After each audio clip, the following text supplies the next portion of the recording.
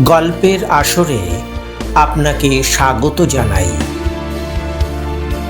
বাংলা সাহিত্যের ভাণ্ডার থেকে বাছাই করা গল্প নিয়ে আপনাদের সামনে উপস্থিত হয়েছি। আজকের নিবেদন ফণীন্দ্রনাথ পালের হতভম্ব দারোগা।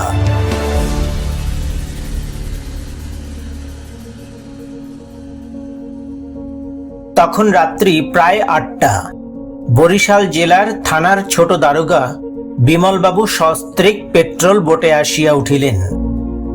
উপর হইতে জরুরি হুকুম আসিয়াছে, তাহাকে 15 দিন দিবারাত্র জলে জলে পাহারা দিয়া বেড়াইতে হইবে। এই অঞ্চলে 7 দিনের মধ্যে জলপথে 3টি ডাকাতি ও 2টি খুন হইয়া গিয়াছে। খুনি বা ডাকাত আজ পর্যন্ত একটিও ধরা পড়ে নাই। যাহাতে নিরীহ নৌকা যাত্রীদের জীবন বিপন্ন না হয়, তজ্জন্য এই কড়া পাহারার ব্যবস্থা। বিমলবাবুর কোমরে চামড়ার খাপে 5 নলা একটি রিভলভার, তাহা ছাড়া একটি দামি 2 নলা বন্দুকও তাহার সঙ্গে ছিল। তিনি রীতিমতো সশস্ত্রই ছিলেন। সঙ্গে 2 জন বন্দুকধারী এবং আরো 2 জন লাঠিধারী সিপাহী ছিল। বোটে মাঝি মাল্লার সংখ্যাও 5 জন। তাহারা সকলেই সশস্ত্র। মাঝিকে একটি বন্দুক দেওয়া হইয়াছিল। মাঝিদের দেওয়া হইয়াছিল সড়কি ও টাঙ্গি। নৌকা ছাড়িবার তখন অল্প বিলম্ব ছিল। এমন সময় বড় দারোগা বাবুর জ্যেষ্ঠ পুত্র মলয় কুমার বোটে আসিয়া উপস্থিত হইল। হাসিতে হাসিতে বিমলবাবুর পত্নী অমিতাকে কহিল, আপনিও পাহারায় বেরুচ্ছেন শুনলুম, তাই তো ছুটে এলুম। হাসিয়া অমিতা কহিল, উনি ডাকাতদের পাহারা দেবেন, ওরও তো একজন পাহারার দরকার, তাই আমায় আসতে হলো। মলয় কহিল, কাজটা কিন্তু ভালো করছেন না বৌদি। বাবাও সেই কথা বলছিলেন, আপনাকে নিয়ে ওকে হয়তো সবসময় বিব্রত হয়ে থাকতে হবে। অমিতা কহিল, কেন বলো তো? যদি ডাকাত এসে বোট চড়াও হয়। তাহাকে কথা শেষ করিতে না দিয়া মলয় কহিল, ধরুন যদি তাই হয়, হওয়াটাও তো কিছু আশ্চর্য ব্যাপার নয়। বাবা বলছিলেন, এখন যারা ডাকাতি করে বেড়াচ্ছে তারা পুলিশের বড় তোয়াক্কা করে না। নিজের প্রাণের মায়া যাদের নেই, তাহারও বক্তব্য শেষ হইল না। অমিতা কহিল, সব জেনে শুনেই এসেছি ঠাকুরপো, ও কথা থাক। আচ্ছা, তোমার তো সকালেই ফেরবার কথা, তুমি যে একেবারে বেলা শেষ করে এলে। আমি তো ভেবেছিলুম এই যাত্রায় আর তোমার সঙ্গে দেখা হলো না। মলয় কহিল, কে জানতো হঠাৎ বিমলদার উপর এমন কাজের ভার পড়বে, আর আপনিও তার সঙ্গী হবেন। আগে জানা থাকলে আমি ভোরেই রওনা হয়ে পড়তুম। আচ্ছা বৌদি, আপনি ভূত দেখেছেন? অমিতা হাসিয়া কহিল, হঠাৎ এ কথা জিজ্ঞাসা করবার মানে? তুমি বুঝি দেখে এসেছ? মলয় কহিল, হ্যাঁ বৌদি, কাল সারা রাত বসে বসে ভূত দেখা হয়েছে, তাই তো ভোরবেলা বাড়ি ফিরে ঘুমিয়ে পড়েছিলুম। অমিতা তেমনি হাসি মুখে কহিল, আচ্ছা ঠাকুরপো, ভূতের ঠ্যাংটা কি 5 হাত লম্বা, বা একেবারে ছোট, এই ধরো বিঘত টাক? মলয় কহিল, ঠাট্টা নয় বৌদি, ভূতের চেহারা অবশ্য আমি দেখিনি, কিন্তু তার কাণ্ড দেখেছি। যে মেয়ে ছেলেটিকে ভূতে পেয়েছিল, সারা রাত উঠোনের উপর পড়ে কি কাণ্ডই না করেছিল। তাই দেখবার জন্য গ্রাম শুদ্ধ সেখানে ভেঙে পড়েছিল। অমিতা কহিল, তারা তো ভেঙে পড়বেই, কিন্তু তুমি শহুরে মানুষ, কলেজে পড়ছো, গ্রামের লোকের কথা শুনে তুমি অমনি বিশ্বাস করে বসলে ওসব ভূতের কাণ্ড? মলয় আশ্চর্য হইয়া কহিল, আপনি কি বলছেন বৌদি? আমি যে নিজের চোখে দেখলুম। অমিতা কহিল, তা কি আমি অস্বীকার করছি? কিন্তু ওই দেখার মধ্যেই তোমার গোল রয়ে গেছে। হিস্টেরিয়া বলে একটা ব্যায়াম আছে, তা জানো তো? মলয় কহিল, আপনি যে কি বলছেন বৌদি, তার ঠিক নেই। হিস্টেরিয়া আর ভূতে পাওয়া কি এক জিনিস? ভূত রোজার কথার উত্তর দিলে, রোজার সঙ্গে কত ঝগড়া করলে। অমিতা হা হা করিয়া হাসিয়া উঠিয়া কহিল, তুমি একেবারে ছেলে মানুষ।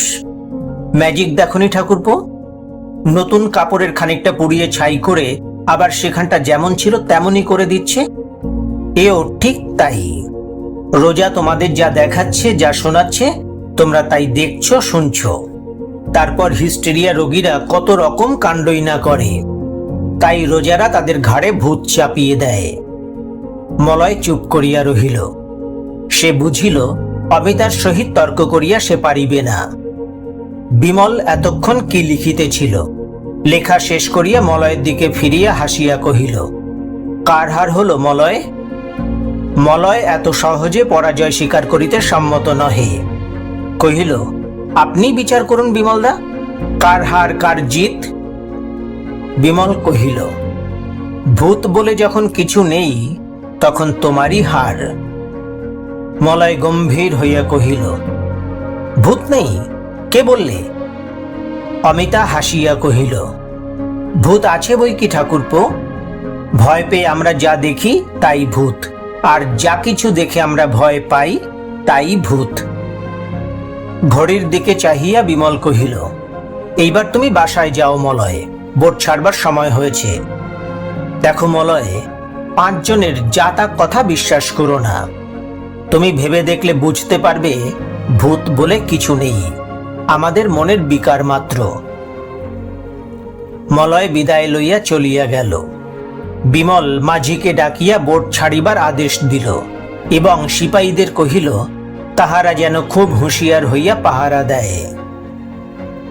অল্পক্ষণ পরে বোট চলিতে আরম্ভ করিল। বেশ বড় নদী। বোটখানা নদীর একধার ঘেঁষিয়া চলিতেছিল। ওপারের গৃহস্থ বাড়ির আলোগুলি ক্ষুদ্র জোনাকির মতো মিটিমিটি করিয়া জ্বলিতেছিল। কৃষ্ণপক্ষ তখন প্রায় শেষ হইয়া আসিয়াছে। চারিদিকে গভীর অন্ধকার। তীরের উপর আলোর ক্ষীণ রশ্মি ছাড়া আর কিছুই দেখা যাইতেছিল না। তবে বোটের ছাদের উপর একটি পেট্রোলের লণ্ঠন জ্বলিতেছিল। তাহার দীপ্তিতে বোটের চারিপাশ আলোকিত হইয়া উঠিয়াছিল। ঘণ্টাখানিক পরে বিমল কহিল, তাহলে তুমি এইবার ঘুমোবার চেষ্টা করো। অমিতা হাসিয়া কহিল, আর তুমি? বিমল কহিল, আমি একবার বার একবার ভেতর এই করে বেড়াই, আমার ঘুমোনো তো চলবে না। অমিতা তেমনি ভাবে হাসিতে হাসিতে কহিল, তোমার না চললে আমার চলবে কেন? বিমল হাসিয়া কহিল, তুমি তো পুলিশের দারোগাগিরি করো না, কাজেই ঘুমোলে তোমার দোষ হবে না। তুমি শুয়ে পড়ো, আমি বাইরে থেকে একবার ঘুরে আসি। অমিতা কহিল, যাদের খবরদারি করতে বেরিয়েছ তাদের খবরদারি করোগে, আমার খবরদারি তোমায় করতে হবে না। সে ভার তো পুলিশের বড় সাহেব তোমায় দেননি। বিমল কহিল, তাহলে? বাধা দিয়া অমিতা কহিল, আর হলে টোলে দরকার নেই, বাইরে থেকে ঘুরে এসো। আমি তোমার সঙ্গে এসেছি কি ঘুমোবার জন্যে?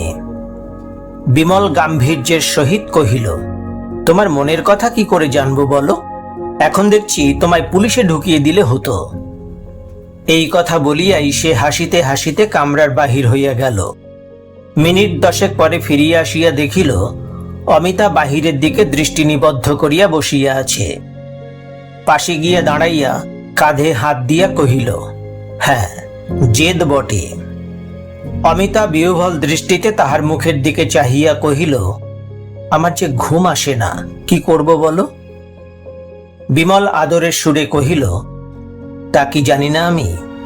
এইবার দুজনে ঘণ্টাখানিক ঘুমিয়ে নেওয়া যাক। অমিতা কহিল, সেই ভালো, একটু ঘুমিয়ে না নিলে তোমার অসুখ করবে যে। তারপর অল্পক্ষণের মধ্যেই দুইজনে ঘুমাইয়া পড়িল। হঠাৎ এক সময় সিপাহীদের চিৎকারে উভয়ের ঘুম ভাঙিয়া গেল। দুজনে ধর্মর করিয়া বিছানার উপর উঠিয়া বসিল। বিমল হাঁকিয়া কহিল, কি কি হয়েছে? একজন সিপাহী উত্তর দিল, ডাকু ডাকু। কামরার কোণ হইতে ক্ষিপ্র হস্তে বন্দুকটি তুলিয়া লইয়া বিমল অমিতার দিকে চাহিয়া কহিল, তুমি দরজা বন্ধ করে দাও, দেখি ব্যাপারখানা কি। বাহিরে গিয়া পাটাতনের উপর দাঁড়াইয়া এদিক ওদিক চাহিয়া সে কহিল, ব্যাপার কি হে? একজন বন্দুকধারী সিপাহী কহিল, হুজুর, ডাকু। বিমল কহিল, কোথায়? সিপাহী অঙ্গুলি নির্দেশে গলুইয়ের সামনের দিকে দেখাইয়া কহিল, ওই ওই দারোগা সাহেব। বিমল তীক্ষ্ণ দৃষ্টিতে চাহিতেই জলের উপর একটা মানুষের মাথা স্পষ্ট দেখিতে পাইল। সিপাহী বলিয়া উঠিল, ওই দেখুন ডুবল। বজ্জাতি দেখছেন? একটু পরে ঠিক উল্টো দিকে ভেসে উঠবে। 10 মিনিট ধরে এমনি করে বেড়াচ্ছে হুজুর। হুকুম পেলেই গুলি করে ওর মাথার খুলিটা উড়িয়ে দিই। বিমল কহিল, এখন না, দেখি আগে। কোন নৌকো এদিক ওদিক দেখতে পেয়েছ? সিপাহী কহিল, না হুজুর, ওই দেখুন আবার ভেসেছে।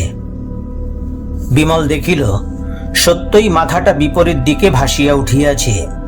কি মতলবে সে এইভাবে ঘুরিয়া বেড়াইতেছে? পুলিশের সশস্ত্র বোট বলিয়া কি বুঝিতে পারে নাই? মাথাটা এইবার ভাসিতে ভাসিতে কামরার জানালার দিকে অগ্রসর হইয়া চলিল। বিমল হাঁকিল, খবরদার, ওদিকে এগুবে কি গুলি করে খুলি উড়িয়ে দেব। এই বলিয়া মাথা লক্ষ্য করিয়া বন্দুকটি বাগাইয়া ধরিল। সঙ্গে সঙ্গে মাথাটা জলের মধ্যে অদৃশ্য হইয়া গেল। সিপাহী কহিল, শয়তানি দেখলেন হুজুর? ওর খারাপ মতলব আছে, না হলে এতক্ষণ ও পালাতো। বিমল কহিল, এইবার পালাবে। বুঝেছে ফের চালাকি করলে খুলি উড়বে।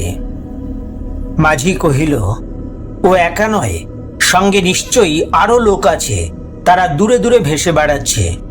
এরা ঘন্টার পর ঘন্টা জলের উপর ভেসে বেড়াতে পারে। ডুবে থাকতেও ওস্তাদ। খুব সাবধান হয়ে থাকতে হবে হুজুর। অন্য কোনো ভয় করি না, তবে বোটের তলাটা না ফাঁসিয়ে দেয়। বিমল বুঝিল মাঝির অনুমান মিথ্যা নহে। এইরূপ কোন দুরভিসন্ধি লইয়াই লোকটা বোটের চারিপাশে ঘুরিয়া বেড়াইতেছে। তাই তো একবার এদিক ওদিক সে চঞ্চল দৃষ্টিপাত করিয়া দেখিয়া লইল। নিকটে বা দূরে লোকালয়ের চিহ্ন মাত্র নাই। চারিদিকে গভীর অন্ধকার। কোথাও আলোকের একটু ক্ষীণ রশ্মিও দেখা যাইতেছে না। যদি বোটের তলাটা ফাঁসাইয়া দেয়, তাহা হইলে রক্ষা পাইবার কোনো উপায় নাই। তাহাদের দুইজনের, অমিতা ও তাহার সলিল সমাধি অনিবার্য। এতগুলা বন্দুক পিস্তল কোনো কাজেই আসিবে না। বিমলের বুকের ভিতরটা দুরু দুরু কাঁপিয়া উঠিল। কিন্তু ভয় পাইলে তো চলিবে না। শেষ অবধি বাঁচিবার চেষ্টা করিতে হইবে তো। মাঝি মাল্লা এবং সিপাহীরা কেবল হইচই করিতেছে। একজন মাল্লার দিকে চাহিয়া বিমল রুক্ষ কণ্ঠে কহিল, চুপ করে বসে কি দেখছ? যাও, বেটাদের বুঝিয়ে দাও এ পুলিশের বোট। সরকারি নিশান হয়তো দেখতে পায়নি। ডঙ্কা পেটো। বোটের পিছনে বড় একটা ডঙ্কা বাঁধা ছিল। একজন মাল্লা ক্ষিপ্র পদে ছাদের উপর উঠিয়া সজোরে ডঙ্কায় ঘা দিল। চারিদিকের নিস্তব্ধতা ভঙ্গ করিয়া জলের ভিতর প্রতিধ্বনি তুলিয়া ডঙ্কা গভীর শব্দে বাজিয়া উঠিল। মাঝি কহিল, ডঙ্কার কথা স্মরণ ছিল না হুজুর। এইবার ওরা গা ঢাকা দেবে। বিমলের অন্তরে সাহস চতুর্গুণ বর্ধিত হইল। মাঝিরা ঠিক অনুমান করিয়াছে। ডঙ্কার নিনাদ শুনিয়া ডাকাতদের দল বুঝিতে পারিবে কাহার বোটে তাহারা হানা দিতে আসিয়াছে। 5 বৎসর পুলিশে কাজ করিয়া বিমল এই অভিজ্ঞতা সঞ্চয় করিয়াছিল যে দুর্বৃত্তদের দল পুলিশকে এড়াইয়াই চলিয়া থাকে। তাহারা পুলিশকে ঘাটাইতে নারাজ।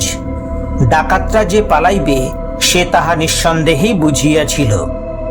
কিন্তু ডাকাতদের সদল বলে পলাইবার সুযোগ দেওয়া উচিত হইল না। অন্তত যে দুর্বৃত্তটা কাছে আসিয়াছিল তাহাকে বন্দুকের গুলিতে আহত করিয়া গ্রেপ্তার করাই উচিত ছিল। সে সুযোগ যখন সে নিজেই নষ্ট করিয়াছে, তখন আর আফসোস করিয়া ফল কি? আর তো তাহাকে নিকটে পাওয়া যাইবে না। এমন সময় একজন সিপাহী চিৎকার করিয়া উঠিল, ওই ওই আবার মাথাটা ভেসেছে। কামরার জানলা ধরবার জন্য হাত বাড়াচ্ছে হুজুর। বিমল চমকিয়া উঠিয়া সেই দিকে চাহিল। কি দুঃসাহস! জানালার চৌকাঠ সে ধরিয়া ফেলিল। বিমল আর বিলম্ব করিল না। তৎক্ষণাৎ সেই হাতখানা লক্ষ্য করিয়া বন্দুক ছুড়িল। গুড়ুম গুড়ুম। অমিতা যে কখন কামরা হইতে বাহির হইয়া তাহার পাশে আসিয়া দাঁড়াইয়াছিল, বিমল তাহা জানিতেও পারে নাই। ডাকাতদের চিন্তায় সে এমনই বিভোর হইয়াছিল। এইবার অমিতার কণ্ঠস্বর তাহার উপস্থিতি জানাইয়া দিল। অমিতা কহিল, লোকটা সাহস তো কম নয়। বিমল তাহার দিকে ফিরিয়া কহিল, এই যে তুমি এসেছ, বেশ করেছ। আমারও মনে হয়েছিল তোমায় বাইরে এসে দাঁড়াতে বলি। ব্যাটার হাতখানা ছাতু হয়ে গেছে, এইবার তাকে ধরে বোটে তুলতে হবে, পালাতে আর হচ্ছে না। ঠিক সেই মুহূর্তে জলের মধ্য হইতে একটা চাপা হাসির শব্দ উত্থিত হইল। হা হা হা। উভয়ের সারা দেহ কণ্টকিত হইয়া উঠিল। অমিতা বিচলিত কণ্ঠে কহিল, কি সর্বনাশ, গুলি তাহলে লাগেনি তো? বিমল অস্থির চিত্তে কহিল, তাই তো দেখছি, এত কাছ থেকে গুলি করলুম, গুলি লাগলো না। আবার সেই হাসি, হা হা হা। ক্ষোভে ও অপমানে বিমলের মুখ চোখ রাঙা হইয়া উঠিল। অব্যর্থ লক্ষ্য বলিয়া বিমলের বিশেষ সুনাম ছিল, তজ্জন্য মনে মনে সে গর্বও অনুভব করিত। সিপাই ও মাঝি মাল্লাদের সম্মুখে আজ সে সুনাম এমনইভাবে নষ্ট হইয়া গেল। যে সিপাই প্রথমে গুলি চালাইবার আদেশ চাহিয়াছিল, সে শ্লেষ করিবার এই সুযোগ ছাড়িল না। কহিল, হুজুর, হুকুম দিলে আমি ওর মাথা গুড়িয়ে দিতুম, ওকে আর হাসতে হতো না। রোষ কম্পিত কণ্ঠে বিমল কহিল, কারো কিছু করতে হবে না, শয়তানের মাথার খুলি আমি ছাতু করে ফেলবো। বেটা ভেবেছে কি? এইবার চতুর্দিকে জলরাশি প্রকম্পিত করিয়া বিকট রবে হাসি উত্থিত হইল। হা হা হা। কিছুক্ষণের জন্য সকলে আড়ষ্ট ও স্তব্ধ হইয়া গেল। বোটখানিকে ঘিরিয়া ঘিরিয়া সেই হাসির শব্দ ঘুরিয়া বেড়াইতে লাগিল। সে শব্দের কোনো বিরাম ছিল না, কিন্তু সে তীক্ষ্ণতা, সে বিকট ভাব ক্রমে অন্তর্হিত হইয়া গিয়া শ্লেষের ভাব সুস্পষ্ট ফুটিয়া উঠিতেছিল। বিমলের বিমূঢ় ভাবটা তখন অপসৃত হইয়া গেল। তাহার অন্তরে দারুণ ক্রোধের সঞ্চার হইল এবং এই মর্মান্তিক অপমানের প্রতিশোধ লইবার প্রবল বাসনা জাগিয়া উঠিল। কিন্তু সে স্পষ্ট বুঝিল, জলদস্যুর দল চারিদিক হইতে বোটটাকে ঘেরাও করিয়া ফেলিয়াছে। পুলিশের ডঙ্কা ও বন্দুক তাহাদের দুঃসাহসিক অন্তরে বিভীষিকার কণামাত্র সঞ্চার করিতে পারে নাই। কিন্তু ইহাও কি সম্ভব? তাহা না হইলে এই হাসি, এই বিদ্রুপাত্মক হাসি? বিমল ক্ষিপ্তের ন্যায় চিৎকার করিয়া হুকুম দিল, গুলি চালাও, চারিদিকে গুলি চালাও, একটা বেটাও যেন জ্যান্ত না ফেরে। এই বলিয়া হাসির শব্দ অনুসরণ করিয়া সে তৎক্ষণাৎ বন্দুক ছুড়িল। হুকুম পাইয়া সিপাহীরাও অনির্দিষ্টভাবে গুলি চালাইতে আরম্ভ করিল। সে এক বিপর্যয় কাণ্ড বাঁধিয়া গেল। যত গুলি চলিতে লাগিল, হাসির জোর যেন ততই বাড়িতে লাগিল। হঠাৎ বিমলের হুঁশ হইল, তাই তো, পাগলের মতো এ কি করিতেছে সে? টোটা যে এখনই শেষ হইয়া আসিবে। তখন বোটের উপর ডাকাতরা উঠিয়া পড়িলে তাহারা তো কিছুই করিতে পারিবে না। তৎক্ষণাৎ সে হুকুম দিল, থামো। গুলিবর্ষণ ক্ষান্ত হইল। হাসির শব্দ সঙ্গে সঙ্গে থামিয়া গেল। চারিদিকে গভীর নিস্তব্ধতা বিরাজ করিতে লাগিল। কাহারও মুখে কোনো কথা ছিল না। তবে সকলের অন্তরে যে উদ্বেগ ও আতঙ্কের সৃষ্টি হইয়াছিল, তাহাও যেন ধীরে ধীরে অন্তর্হিত হইয়া গেল। কিছুক্ষণ নিঃশব্দে অতিবাহিত হইবার পর অমিতা বিমলের দেহ স্পর্শ করিয়া কহিল, তারা ঠিক পালিয়েছে। বিমল কহিল, তাই তো মনে হচ্ছে। অমিতা এইবার হাসিয়া কহিল, তারা বেশ বুঝেছে এখানে সুবিধে হবে না। বাবা, যেরকম গুলি চলছিল, যত বড় ডাকাতি হোক, মানুষ তো। বিমলও হাসিয়া উত্তর দিল, সে বিষয়ে আমারও সন্দেহ হয়েছিল। এমন দুঃসাহস কি মানুষের হয়? অমিতা তেমনি ভাবে হাসিতে হাসিতে কহিল, তাহলে ওরা মানুষ নয়, ভূত বলো। তুমিও মলয় ঠাকুরপুর দলে? এমন সময় ছাদের উপর হইতে মাঝি ভয়ার্ত ভগ্ন কণ্ঠে বলিয়া উঠিল, দারোগা বাবু, গলুই গলুই। আর কোনো কথা তাহার মুখ দিয়া বাহির হইল না। বিমলের বুকের ভিতরটা ছাত করিয়া উঠিল। তাহার দৃষ্টি সঙ্গে সঙ্গে গলুইয়ের উপর গিয়া নিবদ্ধ হইল। কি সর্বনাশ! গলুইয়ের উপর গেঞ্জি গায়ে একটি লোক বসিয়া আছে। তাহার মাথাটা দেহ হইতে প্রায় বিচ্ছিন্ন হইয়া বুকের উপর ঝুঁকিয়া পড়িয়াছে। কি বিভৎস লোমহর্ষক দৃশ্য!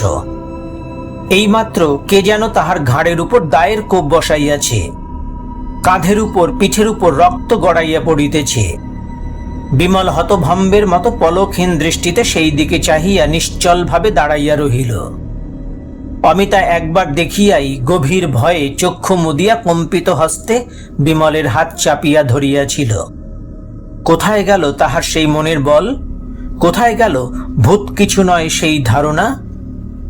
মাঝি মাল্লারা সমস্বরে রাম নাম করিতে লাগিল এবং সিপাহীদের মধ্যে কাহারও মুখ দিয়া রাম নাম, কাহারও মুখ দিয়া আল্লাহর নাম মুহুর্মুহু ধ্বনিত হইতে লাগিল। বোটখানাও যেন দিশাহারা হইয়া স্রোতের মুখে বেগে ভাসিয়া চলিল। চারিদিক নির্জন, নিস্তব্ধ, গভীর তমসাচ্ছন্ন। বিমল অসম সাহসী ও বলিষ্ঠ যুবক, ভয়ে একেবারে অভিভূত বিমূঢ় হইয়া পড়িবার পাত্র সে নহে। অকস্মাৎ এই বিভৎস দৃশ্য তাহার দৃষ্টি পথে পতিত হওয়ায় সে কেমন হতবুদ্ধি হইয়া গিয়াছিল। সেই ভাবটা কাটাইয়া উঠিতে তাহার বেশি সময় লাগিল না। জোর করিয়া মনের বল পুনঃসঞ্চয় করিয়া লইয়া সে একবার স্থির দৃষ্টিতে এই প্রায় দ্বিখণ্ডিত মস্তক নরদেহের দিকে চাহিয়া দেখিল। তাহার দৃষ্টিভ্রম হয় নাই তো? না, প্রথমে যে অবস্থায় এই লোকটাকে সে দেখিয়াছিল ঠিক সেই অবস্থায় তো সে বসিয়া আছে। ব্যাপারটাকে এইবার তাহা অনুধাবন করিয়া দেখিবার চেষ্টা করিল। মাথাটা দেহের উপর নাই বলিলেই হয়। এরূপ অবস্থায় কোনো লোক বাঁচিয়া থাকিতে পারে না। প্রাণহীন দেহ এমন সোজা হইয়া বসিয়া থাকিতে পারে না। তবে ইহা কি জলদস্যুদের কোনরূপ চাতুরী? ভয় দেখাইয়া কার্যোদ্ধার করিবার এক অভিনব কৌশল? বিমল একবার জলের দিকে চাহিয়া দেখিল। দুই পাশের জল কাটিয়া বোটখানা যেন তরতর করিয়া আগাইয়া চলিয়াছে। তবে তো তাহার অনুমানই ঠিক হইয়াছে। জলদস্যুরাই বোটখানাকে টানিয়া লইয়া চলিয়াছে। বিমল চিৎকার করিয়া উঠিল, মাঝি, মাঝি, বোট সামলাও, বোটের মুখ ফেরাও। মাঝি ভগ্ন কণ্ঠে কহিল, বাবু, রাম নাম উচ্চারণ করুন, রাম রাম রাম। বিমল ক্রুদ্ধ কণ্ঠে কহিল, কি পাগলের মতো বকছ? বোটের মুখ ঘোরাও, দেখতে পাচ্ছ না টেনে নিয়ে যাচ্ছে? মাঝি কোনো উত্তর দিল না, আরো জোরে রাম নাম উচ্চারণ করিতে লাগিল। ক্রোধে বিমলের সর্বশরীর জ্বলিয়া উঠিল। মাঝির এত বড় স্পর্ধা, হুকুম মানে না। বোটের মুখ ফিরানো আগে দরকার, না হইলে টানিতে টানিতে তাহাদের আড্ডায় লইয়া তুলিবে, তখন আর কোনো উপায় থাকিবে না। না, তাহা হইতে দিবে না, নিজে গিয়া হাল ঘুরাইয়া বোটের মুখ ফিরাইবে। এই বলিয়া সে ছুটিয়া ছাদের দিকে অগ্রসর হইতে গেলে অমিতা তাহার হাত ধরিয়া টানিয়া ভয় কম্পিত কণ্ঠে কহিল, কোথায় যাচ্ছ? ব্যগ্রভাবে বিমল কহিল, ছাদে, ছাদে, এখনই বোট ঘোরাতে হবে, না হলে সর্বনাশ। ছেড়ে দাও, হাত ছেড়ে দাও। অমিতা কাতর ভাবে কহিল, মরতে হয় একসঙ্গে মরব, আমায় ফেলে কোথাও যেও না। গলাকাটা মানুষ কি অমন করে বসে থাকতে পারে? অমিতাকে সে জানে, সহজে অমানসিক কিছু বিশ্বাস করিবার পাত্রী তো সে নয়। বিমলের অন্তরে সংশয়ের উদয় হইল। তাই তো, তবে কি সত্যই অলৌকিক কোনো কাণ্ড? সে আর একবার ভালো করিয়া ভাবিয়া দেখিবার চেষ্টা করিল। তখনও তাহার চোখের সম্মুখে গলুইয়ের উপর সেই প্রায় ছিন্ন মস্তক নরদেহ তেমনি সোজা হইয়া বসিয়া আছে। চারিদিক হইতে রাম নাম ও আল্লাহ নাম উচ্চারণের বিরাম ছিল না। সেই হয়তো ভুল ধারণা করিয়াছিল। এদেশের ডাকাতদের এত বড় বুকের পাটা নাই যে তাহারা জ্ঞাতসারে সশস্ত্র পুলিশের বোট আক্রমণ করে। কিন্তু তাই বলিয়া যাহা বিশ্বাসযোগ্য নহে তাহাই সত্য বলিয়া বিশ্বাস করিতে হইবে। ভূত দুর্বল হৃদয় ব্যক্তির কাল্পনিক সৃষ্টি, সেই ভূতের অস্তিত্ব বিশ্বাস করিতে হইবে? না না, তাহা কিছুতেই হইতে পারে না। এত সহজে এত বড় একটা মিথ্যাকে সত্য বলিয়া মানিয়া লইতে সে রাজি নহে। অমিতার বিবর্ণ মুখের দিকে চাহিয়া সে কহিল, তুমিও আমায় কথা বিশ্বাস করতে বলছ? অমিতা কহিল, নিজের চোখকে যে অবিশ্বাস করতে পারছি না। এসব কাণ্ড কি মানুষে করতে পারে? তাহার এ কথায় বিমল সায় দিতে পারিল না। কহিল, জাদুবিদ্যেও তো হতে পারে, ডাকাতদের তো অসাধ্য কিছুই নেই। অমিতা এ কথার কি উত্তর দিবে? সেই তো আজ কিছুক্ষণ পূর্বে মলয়কে এই কথাই বলিয়া ভূতের অস্তিত্বকে উড়াইয়া দিয়াছিল। কিন্তু এ ব্যাপারটা তো ভূতে পাওয়া এবং রোজার সেই ভূত ছাড়ানোর ব্যাপার নহে। এ যে স্পষ্ট চোখের সামনে বসিয়া আছে। কোন রোজা বা এমন কেহ নিকটে বা দূরে নাই যে জাদুবিদ্যার দ্বারা তাহাদের অভিভূত করিয়া দৃষ্টি ও শ্রবণ শক্তি লোপ করিয়া দিতে পারে। সেই বিকট হাসির শব্দ যে এখনো কানের মধ্যে বাজিতেছে। তাহার এই নীরবতায় বিমলের মনে খটকা আরো বাড়িয়া গেল। সে কহিল, না, একবার পরখ করে দেখতে হবে। অমিতা কহিল, কাজ কি হাঙ্গামার ভেতর গিয়ে? এমন সময় আবার সেই হাসির শব্দ উত্থিত হইল, হা হা হা। এবারকার সে হাসি বড় করুণ, বড় মর্মস্পর্শী। সঙ্গে সঙ্গে সেই ঝুলিয়া পড়া মাথাটা সোজা হইয়া লোকটার কাঁধের উপর বসিয়া গেল। সকলে গভীর বিস্ময়ে দেখিল, একটি সুশ্রী বলিষ্ঠ ভদ্র যুবক নির্বিকার চিত্তে গলুইয়ের উপর বসিয়া আছে। মুখখানি তাহার অত্যন্ত ম্লান, বুকের ব্যথা যেন স্পষ্ট মুখের উপর প্রতিফলিত। এই একটু আগে যে বিভৎস দৃশ্য সে দেখিয়াছিল, তাহার কথা বিমল ভুলিয়া গেল। তাহার মনে হইল যেন ভয়ানক বিপদে পড়িয়া একটি ভদ্রলোক তাহাদের নিকট সাহায্য চাহিতে আসিয়াছে। বিমলের মুখ দিয়া আপনি প্রশ্ন বাহির হইয়া আসিল, বিপদে পড়েছেন বুঝি? কে উত্তর দিবে? বিমল আবার প্রশ্ন করিল, কোনো উত্তর পাইল না। তাহার অন্তরে তখন ক্রোধের সঞ্চার হইল। সে তীব্র কণ্ঠে কহিল, এখানে কি চাই? চলে যাও এখান থেকে। কিন্তু তাহার নড়িবার কোনো লক্ষণ দেখা গেল না। অমিতা চাপা গলায় কহিল, ও কি মানুষ যে তোমার কথার উত্তর দেবে? না তুমি বললেই চলে যাবে? দেখছো না ও একটা ছায়া, ওর হাড় মাংস কই।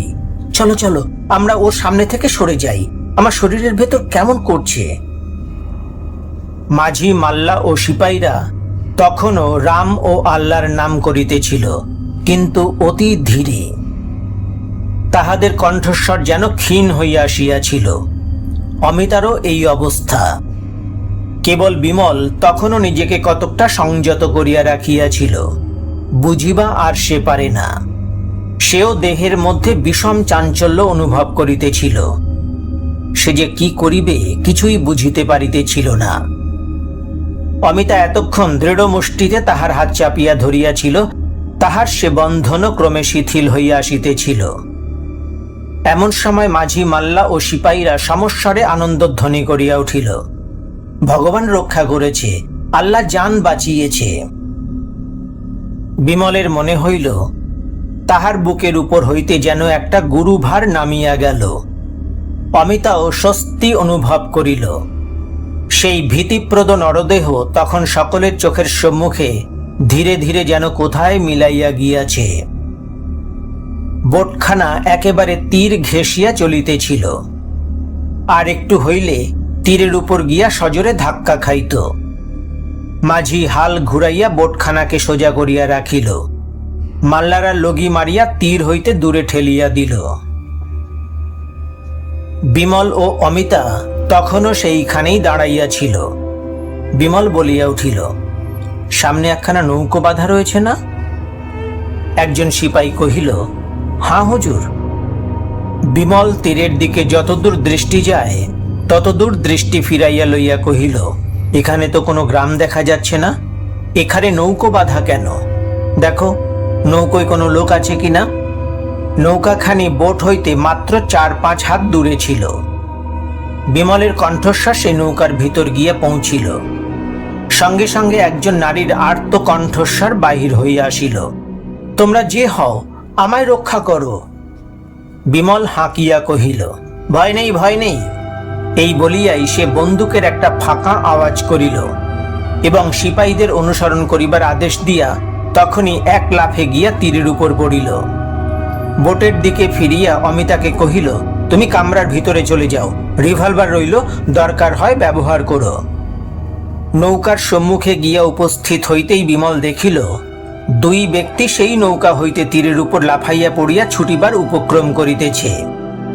ধরো ধরো, যেন পালাতে না পারে, যদি ধরতে না পারো গুলি করে পা ভেঙে দাও। সিপাহীরা ছুটিয়া গিয়া সেই লোক দুজনকে ধরিয়া ফেলিল। সহসা এইভাবে আক্রান্ত হইয়া তাহারা অত্যন্ত ভয়ে অভিভূত হইয়া পড়িয়াছিল, না হইলে এত সহজে হয়তো তাহারা ধরা দিত না। নৌকার বাহিরে দাঁড়াইয়া বিমল কহিল, আমি পুলিশের দারোগা, আপনার কোনো ভয় নেই। যারা পালাচ্ছিল সিপাহীরা তাদের ধরেছে। ভিতর হইতে আর্ত কণ্ঠে উত্তর আসিল, দারোগা বাবু, দারোগা বাবু, ঘন্টা কতক আগে এলেন না কেন? তাহলে আমার এত বড় সর্বনাশ হতো না। খানিক আগে এই নদীতে, এই নৌকোর ঠিক গলুইয়ের উপর আমার চোখের সামনে আমার স্বামীকে ওদের মধ্যে ওই বেটে লোকটা দায়ের এক কোপ কেটেছে। উনি তখন ওখানে বসে মুখ ধুচ্ছিলেন। দাদি হঠাৎ এমন জোরে ঘাড়ের উপর কোপ মারলে মাথাটা একেবারে বুকের উপর ঝুলে পড়ল। তিনি ঝপ করে জলের মধ্যে পড়ে গেলেন। আমার সর্বনাশ হয়ে গেল। আমিও জলে ঝাঁপিয়ে পড়ছিলাম দারোগা বাবু। ওই লম্বা লোকটা আমায় জাপটে ধরে আটকে রাখলে, মরতে দিলে না, মরতে দিলে না, মরতে দিলে না। আর কোনো কথা শোনা গেল না। বিমল কাঠ হইয়া দাঁড়াইয়া রহিল।